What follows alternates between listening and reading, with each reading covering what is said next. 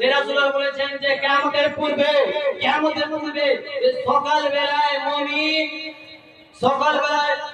মুসলিম হয়ে মানুষ বার হবেন, আর সন্ধ্যাবেলায় যেন তিনারা কাফির হয়ে অমুসলিম হয়ে বার হবেন। কারণটা কি? রাসূলুল্লাহ সাল্লাল্লাহু আলাইহি ওয়াসাল্লাম বলেছেন যে ইহদিনাস সিরাতাল মুস্তাকিম, এটা হলো একটা সিধা রাস্তা। এই সিধা রাস্তার মধ্যে আবার মানুষ অনেক রকমের রাস্তা তৈরি করবেন বেরাদার।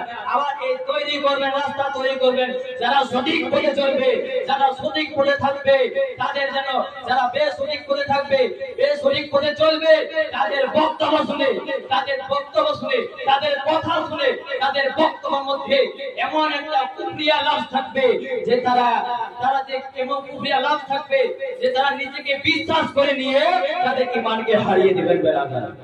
তাদের নিজের ঈমানকে হারিয়ে দিবেন বিশ্বাস করে বেরাদার। আজ বলি যে এই নামাজ হলো জান্নাতের চাবি।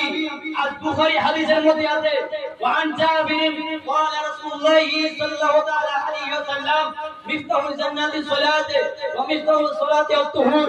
বলেন যে হযরত জাবির বলেন যে আমি রাসূলুল্লাহ সাল্লাল্লাহু আলাইহি ওয়াসাল্লামের জবান থেকে শুনেছি যে জান্নাত হলো, যে নামাজ হলো জান্নাতের চাবি, আর নামাজের চাবি হলো তাহারাত বেরাদার।